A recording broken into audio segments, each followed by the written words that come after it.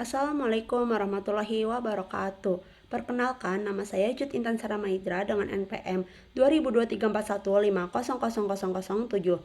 Di sini saya akan mempresentasikan hasil penelitian saya yang berjudul pengaruh sub-efikasi terhadap kemampuan berpikir kreatif biologi siswa kelas 11 MAN 1 Bekasi pada materi sistem imun.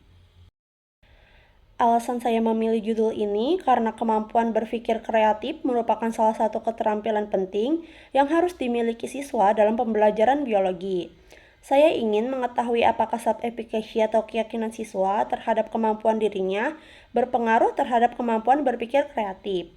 Hasil penelitian ini diharapkan dapat menjadi masukan bagi guru untuk meningkatkan kepercayaan diri dan kreativitas siswa dalam belajar.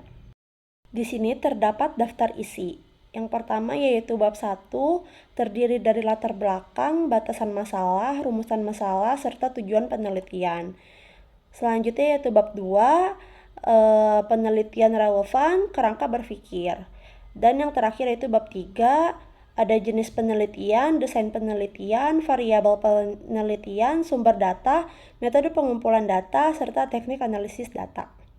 Di sini masuk ke bab 1 yaitu latar belakang. Pendidikan berperan penting dalam meningkatkan kualitas sumber daya manusia melalui pengembangan pengetahuan dan keterampilan abad ke-21. Oleh karena itu, peserta didik perlu memiliki kemampuan berpikir kritis, kreatif, kolaborasi, dan komunikatif melalui pembelajaran yang berpusat pada peserta didik. Biologi tidak hanya menekankan penguasaan konsep, tetapi juga melatih peserta didik untuk mengamati, menganalisis, menyimpulkan, dan memecahkan masalah secara ilmiah.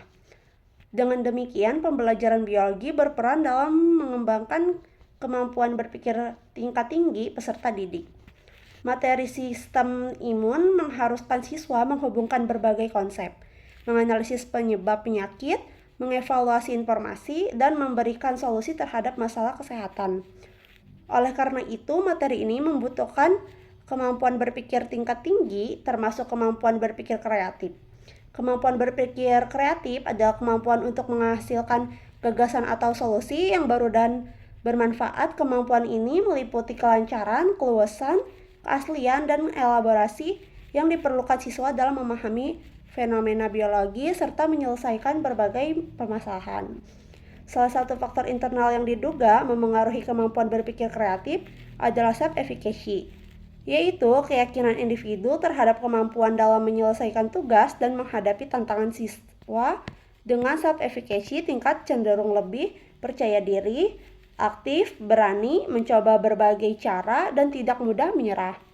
Penelitian sebelumnya menunjukkan bahwa self-efficacy memiliki hubungan positif dengan keberhasilan dan kemampuan belajar siswa. Oleh karena itu, self-efficacy diduga turut memengaruhi kemampuan berpikir kreatif biologi siswa, sehingga perlu dilakukan penelitian mengenai pengaruh self-efficacy terhadap kemampuan berpikir kreatif biologi siswa kelas 11 MAN 1 Bekasi. Selanjutnya, batasan masalah. Yang pertama, kemampuan berpikir kreatif biologi yang digunakan dalam penelitian ini menggunakan teori dari Monandar 2018. Adapun indikatornya adalah kelancaran, keluasan, keaslian, dan elaborasi. Yang kedua yaitu sub-efficacy yang digunakan dalam penelitian ini menggunakan teori dari Bandura 1997. Adapun sintaksnya yaitu level, strength, dan generality. Yang ketiga, penelitian ini dilaksanakan pada siswa kelas 11 MAN 1 Bekasi. Dan yang terakhir, materi yang dikaji adalah sistem imun. Lalu, rumusan masalah. Apakah terdapat pengaruh sub-efficacy terhadap kemampuan berpikir kreatif biologi siswa kelas 11 MAN 1 Bekasi pada materi sistem imun? Tujuan penelitiannya yaitu untuk mengetahui pengaruh sub-efficacy terhadap kemampuan berpikir kreatif biologi siswa kelas 11 MAN 1 Bekasi pada materi sistem imun. Masuk ke bab 2 yaitu penelitian relevan. Yang pertama itu Mashito dan kawan-kawan tahun 2021 dengan judul Creative Thinking Ability Based of Self-Efficacy on an Independent Learning Through Google's Classroom Support. Penelitian ini menggunakan pendekatan deskriptif kualitatif untuk menganalisis kemampuan berpikir kreatif siswa berdasarkan tingkat self-efficacy. Hasil penelitian menunjukkan bahwa siswa yang memiliki self-efficacy tinggi mampu memenuhi indikator berpikir kreatif berupa fluency, flexibility, originality, dan elaboration. Sedangkan siswa dengan self-efficacy rendah hanya mampu memenuhi sebagian indikator kemampuan berpikir kreatif. Yang kedua itu Ardani dan kawan-kawan pada tahun 2024 dengan judul Structural Correlation of Creative Thinking Skills, Problem Solving, and Entrepreneur Self-Efficacy in Biology Education Student PLSSEM Analysis.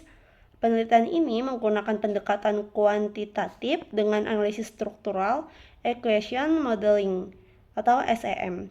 Hasil penelitian menunjukkan bahwa terdapat hubungan yang signifikan antara kemampuan berpikir kreatif, kemampuan pemecahan masalah, dan entrepreneurial self-efficacy pada mahasiswa pendidikan biologi.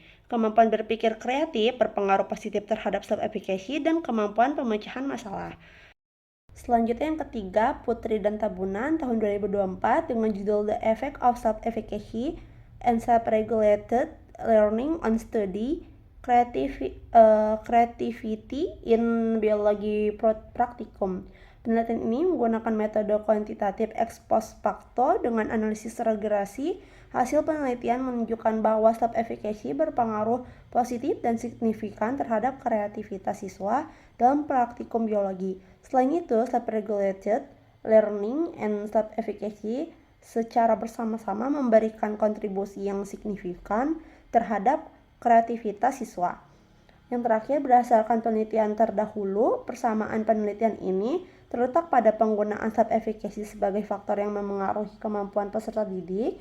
Perbedaannya terdapat pada fokus penelitian, yaitu kemampuan berpikir kreatif biologi siswa kelas 11 Men 1 Bekasi. Kebaruan penelitian ini terletak pada subjek, indikator, berpikir kreatif, instrumen, dan lokasi penelitian. Oleh karena itu, penelitian ini diharapkan dapat memberikan bukti empiris mengenai pengaruh self-efficacy terhadap kemampuan berpikir kreatif dalam pembelajaran biologi di tingkat MAN. Selanjutnya, kerangka berpikir. Kemampuan berpikir kreatif merupakan salah satu kompetensi penting yang harus dimiliki siswa dalam pembelajaran biologi. Kemampuan ini tercermin dari kemampuan siswa menghasilkan berbagai ide, melihat masalah dari berbagai sudut pandang, menghasilkan gagasan yang orisinal, serta mengembangkan ide secara rinci. Namun, kemampuan berpikir kreatif siswa masih belum optimal karena dipengaruhi oleh beberapa faktor, baik faktor internal maupun eksternal. Salah satu faktor internal yang diduga memengaruhi kemampuan berpikir kreatif adalah self-efficacy.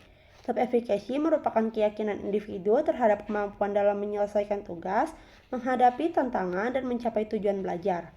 Siswa yang memiliki self-efficacy tinggi cenderung lebih percaya diri, berani mencoba strategi baru, tidak mudah menyerah ketika menghadapi permasalahan, serta aktif mengemukakan ide dalam proses pembelajaran. Sebaliknya, siswa yang memiliki self-efficacy rendah cenderung ragu terhadap kemampuannya sehingga kurang berpartisipasi dalam pembelajaran dan kurang mampu mengembangkan ide-ide kreatif. Dalam pembelajaran biologi, self-efficacy diyakini dapat mendorong siswa untuk lebih aktif, mengamati fenomena, menghubungkan konsep-konsep biologi, mengembangkan berbagai alternatif pemecahan masalah, dan menghasilkan gagasan baru.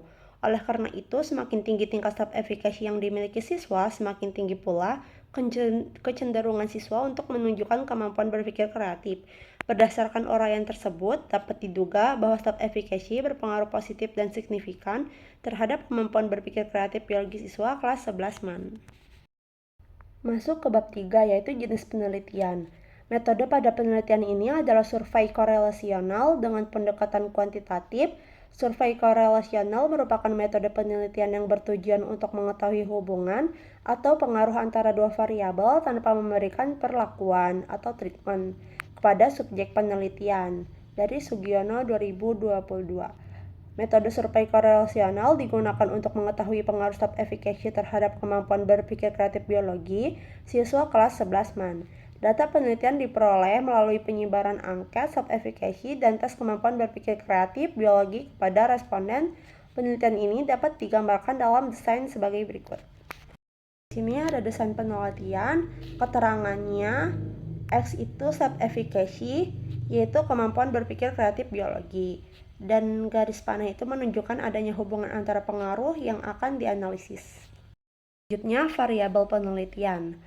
Di sini ada variabel X, yaitu pengaruh stop efficacy, terus variabel Y, kemampuan berpikir kreatif biologi siswa kelas 11 PAN 1 Bekasi. Sini ada sumber data. Untuk variabel X yang didapatkan bersumber dari dokumen atau literatur kepustakaan. Lalu variabel Y yang didapatkan bersumber dari siswa atau peserta didik. Selanjutnya metode pengumpulan data. Untuk variabel X mengumpulkan data menggunakan teknik dokumentasi, serta variabel Y mengumpulkan data menggunakan teknik dengan pemberian tes esai. Selanjutnya teknik analisis data. Yang pertama, statistik deskriptif, berupa pengelompokan data tunggal menjadi data kelompok menggunakan aturan Sturges, mean, median, modus, ragam, simpangan baku, serta histogram dan poligon. Lalu uji persyaratan analisis berupa uji normalitas tiap kelompok data, yaitu uji Lilliefors atau uji Chi-kuadrat. Lalu uji linearitas termasuk di dalamnya persamaan atau model regresi sederhana. Uji hipotesis berupa uji parametrik atau uji non-parametrik. Uji parametrik yang menghubungkan dua kelompok data berupa analisis korelasi, yaitu koefisien korelasi produk, momen, dan uji signifikasinya. Apabila masing-masing data terdistribusi normal dan berpola linear, jika data tidak berdistribusi normal pada salah satu atau semua kelompok data serta atau tidak berpola linear, maka pengujiannya menggunakan uji non-parametrik berupa uji korelasi peringkat Spearman atau koefisien korelasi peningkatan Spearman dan uji signifikasinya. Uji keberartian koefisien regresi. Berikut referensinya. Sekian presentasi dari saya, kurang lebihnya mohon maaf. Wassalamualaikum warahmatullahi wabarakatuh.